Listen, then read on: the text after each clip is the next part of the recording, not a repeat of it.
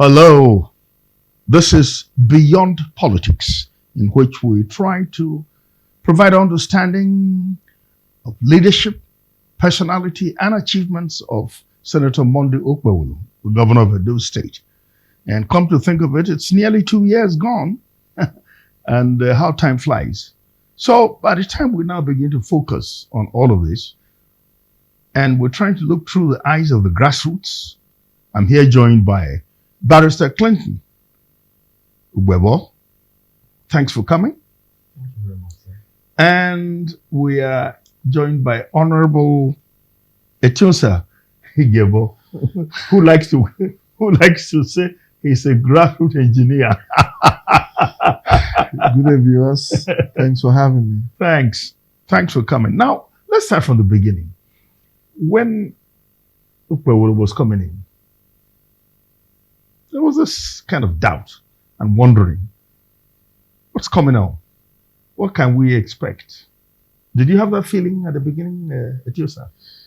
It was almost impossible to have such feeling because I think there's a movie called Coming to America when somebody says I was a master of all that I surveyed. I played my part. I understood what was happening.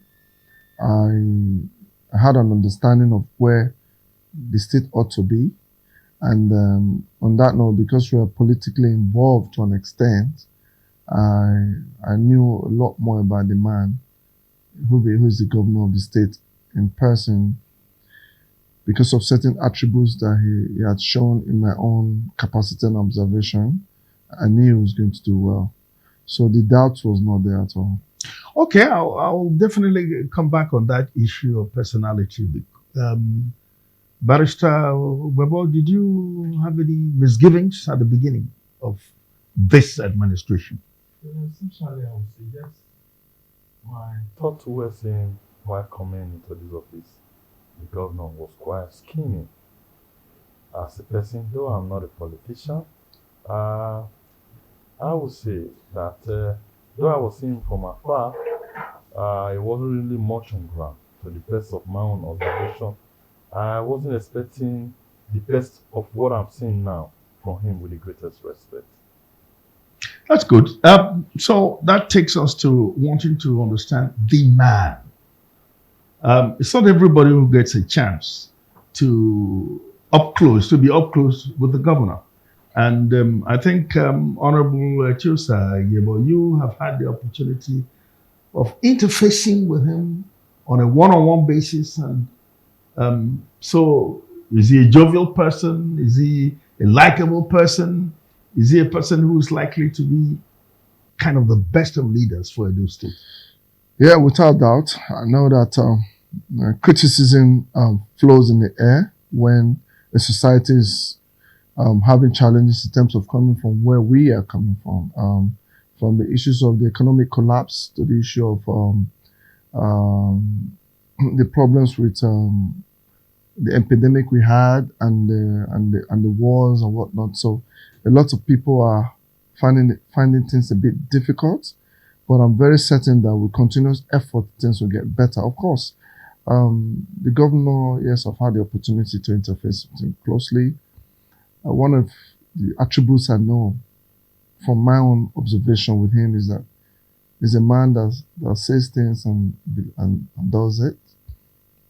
In some cases, it might take some time, but it's not the sort of man that will act like a regular politician who will tell you, I will be doing this, and then he does something different. If he hasn't done it, you know that he has not had the opportunity to do it. And yeah, it can be, his posture most of the time is that of a very quiet person. He's very quiet, but if people are his friends, he loosens up a bit. He laughs and jokes and does things in a very high level way. Even when he tells his jokes, it may not last for long, but it's just spontaneous and he says it. But he's a man that has a large heart. He's a man that believes that the society should be a better place. He's a man that I know he wants things to work the best way that it should work for the betterment of everybody. He's not the sort of guy that wants to see people suffering.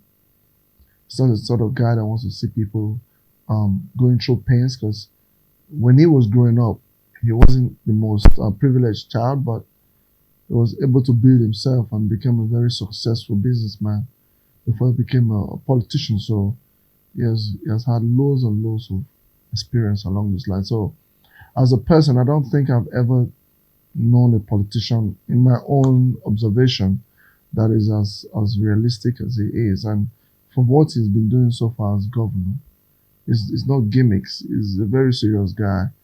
I'm sure people will relate with the fact that, wait a minute, we didn't believe he would behave this way, but all of a sudden, reality is kicking in, and it is a man that you can trust with many things, and very rarely will let you down. Even people that interface with him that are not putting up the best behavior, I've enjoyed goodwill from him, even when he has made promises to them and he keeps it. So is somebody on my own observation, is somebody that words cannot really describe the kind of persona that he has. I think people should pay a little bit more attention to understand the kind of character that he is. That he's somebody who wants to do things in the modern way, or the way from the old days to the tradition, to the modern day, whereby life is smooth and easy for everybody to the best of our ability. Well, you pretty lucky in the sense that you've had a one-on-one on him. Practically, you can see him easily. But I'm coming to a few more intensive questions I'd like to ask. But Barrister Ogbebor, you've not met him up close, have you? Not at all. Never. Okay. So you usually are going to begin to hear things, since we're trying to look at the lenses of the grassroots. So it's like you must be hearing a couple of things.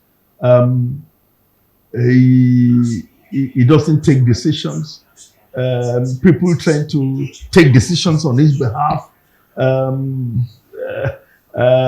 People try to goad him rather than he being the forefront person. Aren't those the kind of things you hear? And though I have the opportunity to hear those kind of comments or thereabout, but on a cautious look from his administrative prowess, I've seen him to be a man of his own words, just the way my friend, Engineer Etinosa, have just stated now.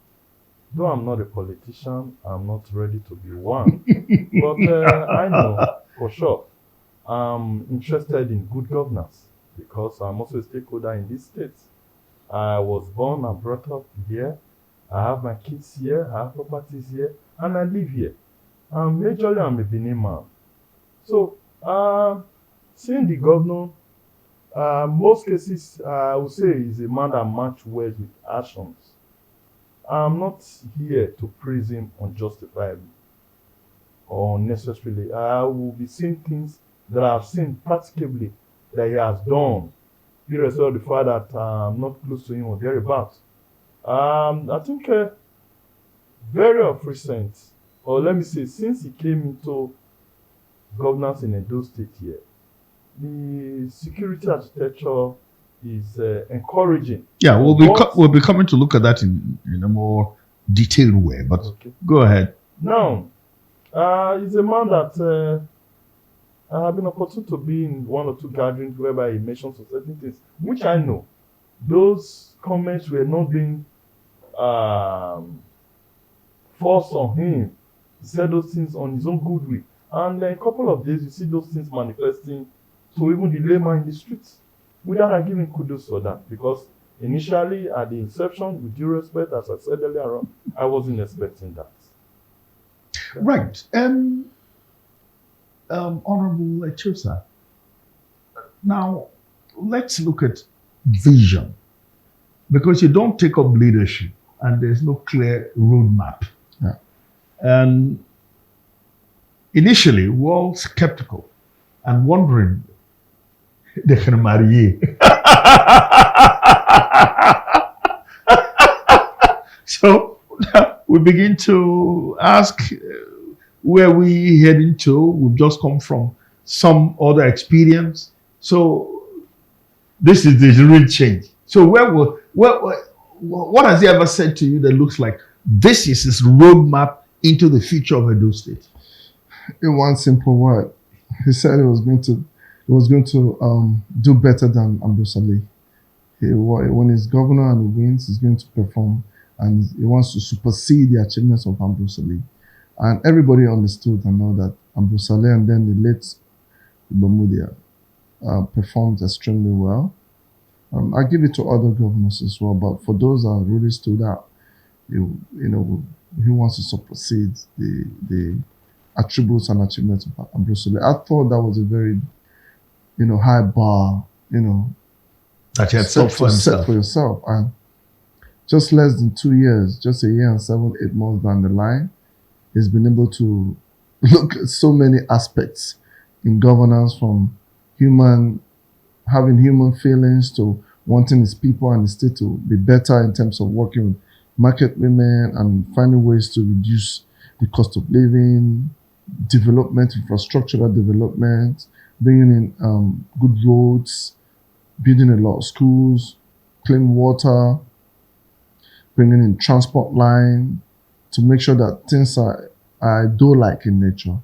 And also in terms of managing the excesses of the rots that he inherited in the system, whether political affiliates and political oppositions, or whether in governance in particular. I think I actually saw more of a human being trying to really manage a very difficult environment like a war horse, moving through his strides to gradually nip these things in the bud gradually. And I, being a politician and having interfaced with him, all the things he had mentioned passively before he became a senator, for instance, and having been a senator, he has done marvelously well. Look at the Benin Ekpoma Road. It was hell-bent. We'll come to those specifics. On achieving these attributes that will make life easier for people, which is what the administration before did in a different way, but it was more like on paper. But with Okpebholo, it was very practical. If you want to go to Ute, how it saved the community from going under the rubble, where land was being sold 50 by 100 for what, 50,000 naira? And by the time we reclaimed the area, the land went up to 15 million naira. So the properties went up because of his intervention. So to me, I don't think, with all due respect, with social media vice and things that is not really censored, I don't think they're afraid to say in criticism of government. But government does better when there's positive criticism. But the way our people do it is more like they're still paying from losing out to a man who not many people know, but many people know him now, that is the kind of guy that really wants to achieve the best in terms of governance. It is not easy to manage Nigerians, whether those that works around you and those that are intending to come in, and then having your eyes on the ball, on the plow, to make sure that the goals you set out for yourself is achieved. And then you have to deal with party leaders as well. Hungry politicians, you have to find ways to accommodate in your government. To me, one of the things I like about how he's spoken before and what he has done now is that he has never taken his eyes off the project he wants to achieve across the 3 senatorial districts. The roads that he's doing, all these ideas are his own. He has very little or no support from administrative coercion around him, or maybe political interest. Everybody wants to get a job, like get an appointment and work with the government. But now I think people are having a rethink to say, well, I think this government means business. It's fixing roads. Saple Road, we suffered for many years, but today, my friends are own businesses there and feeling relief. From the very beginning, he went into solving the problems within the kingdom, the Benin kingdom, that had a peculiar problem with the issues of the monarchy, the artifacts, and he came in and stood for the truth. And today, the kingdom is very, very relaxed now. And they're working in line with the governor of the state, which is what the state did not enjoy 8 years prior to him coming on board. So these sort of things that he has done, like he said, in the areas of security when he mentioned, and the fact that our younger brothers or our friends on whatnot were killing themselves through the idea of courtism over nothing. To be able to arrest those things, to me, it just takes me back to the kind of man that I think he is and what I deduce from his comment and his personality. Now, just two things. When you were talking about he trying to outdo Ambrose Ali and try and supersede the achievements of Ogbebor. One thing I personally will worry, looking at it from a management and administrative point of view, Ogbebor, you can really chip in on this. You know, when you look back rather than looking forward, to me there is a problem because that time was peculiar. It had its own limitations, it had its own vision, and there were possibilities then. But when you begin to look at the future, which is more dynamic, that to me is where we ought to be leading to. Don't you think? Yes, sir. Though the governor have earlier stated that he wants to supersede Professor Ambrose Ali and Ogbebor and also that. Though that statement is premonitory, which we are still waiting that he should supersede that. But I can say for sure that from what we can see now, he's already laying a good foundation towards that. We must give kudos to him, first of his kind, that we are having a flyover in Edo. Over the years, Edo looks like a very small village with the greatest respect. You go to other cities, you see a lot of modernized things coming up. Over the years, there was nothing like that in Edo. But due to the government coming on board now, start seeing these recent city developmental works, tried ones, are coming into play. One, by way of structural development, even administrative development, sir. And all in all, I think we are still expecting more. I can see that there is flag up for some new roads to be constructed or which are already going on now. There are some villages that you go to before now, no good roads to those villages now. But I could see that tractors and engineers are already there working. So I think it's an appreciable one. Probably he's trying to really meet up with his promises of exceeding developmental strike of Professor Ali and our most Reverend Ogbebor. Honourable Etinosa, look, some of the criticisms is that, he's facing Edo Central more. How widespread is he trying to lay the newer, call it Okpebholoism around the Edo State? Well, before I answer that question, I just wanted to throw a little bit more light on the idea of superseding the achievements of Ali. Okay. I mean, one of the major achievements of Ambrose Ali is the Ambrose Ali University, amongst many other good things. And then with S.O. Ogbebor, the current secretariat, he built it. I'm sure if you look at the project in Udumi, in his town where he came from, having a big hospital and a nursing school and other magnificent infrastructure within that space, he has achieved a lot. I'm sure you also understand that he has approved the university to be built in Orion. For the first time, yeah. And the chairman is going to be located around the Bozogbe area. And these are the sort of the things we are talking about. And obviously, people don't want to speak on the flyover bridge. For the first time in history, Edo was a modern city when they used the lamps with oil in those days. A city called Benin City. That's what the Portuguese met.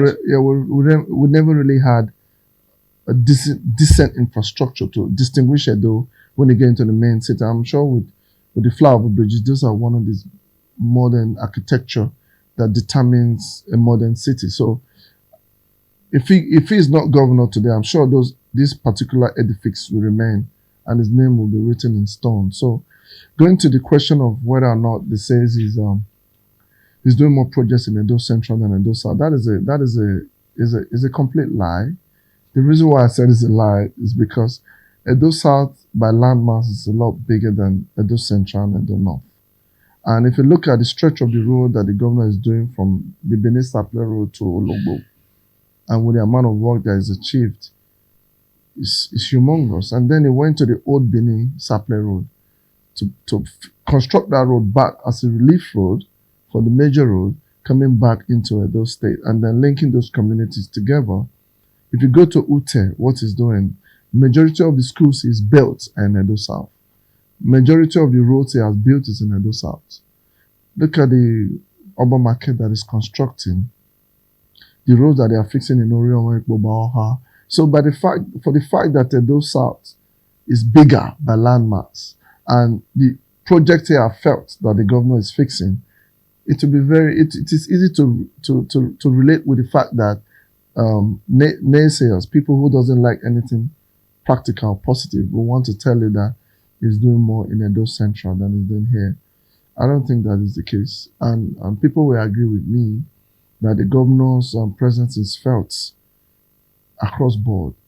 When you look at, for example, the Benin Igiebor Road, he's been able to attract the federal government presence coming into the Benin Igiebor Road, and they are dualizing that road. Then, when you look at what he did at University of Benin to have an orthopedic hospital for kids to come in, if you look at what he's doing in reviving the College of Education in Igiebor? No, in Ogbebor, and then the Igoriahi College of College Agriculture as well. So, I don't think, some people complain that in the Eastern Southeast area, the governor has not done anything. Seriously? People from the Eastern Clan. Yes, I know them. Some people will tell you he has not done much in Ewu. Okay. They said the governor has not done anything in Ewu. And I said, well, because of that is in Edo Central. Limited resources with the state. And the governor is not borrowing to work. And he's paying salaries as at when due. He has employed 5,000 teachers with another 3,000. He employed over 1,000 people into the healthcare services. That now raised the question as to, outside the critics of saying that he's not doing enough in that area, which is not true, the Edo Best and the school program that the previous administration ran, I'm sure people saw that most of these buildings were leaking. There was no schools, there was no fencing. But if you go to most of these government schools now, you can see a lot of the projects the governor has done. Good school, fenced round. When the kids are in school, they're not running around the streets and things like that. So to me, if you go and look at a lot of the issues with infrastructure that the governor has worked on, you will see that he has done more in Edo South than he's doing in Edo Central and Edo North.